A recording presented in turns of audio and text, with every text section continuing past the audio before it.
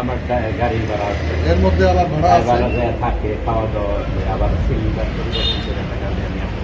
তার মানে সব দিয়ে আপনার কত কষ্ট হচ্ছে? সব দিয়ে আমি আবার আমার লেবার আছে,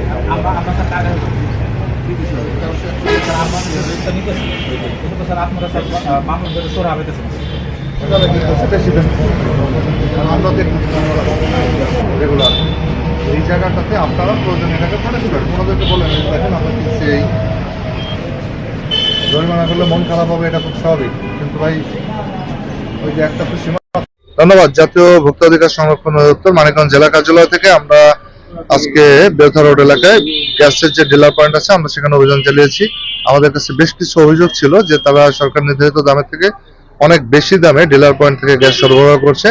তো আমরা এসে এর সত্যতা পাই। দুইটা প্রতিষ্ঠানে আমরা দেখেছি যে ডিলার পয়েন্ট থেকে যেটা 1341 টাকায় খুচরা পর্যায়ে বিক্রি হওয়ার কথা, সেই গ্যাস তারা বিক্রি করছে 1550 টাকা থেকে 1700 টাকা পর্যন্ত।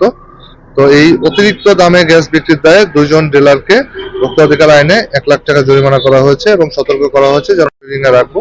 আমাদের অভিযান অব্যাহত থাকবে।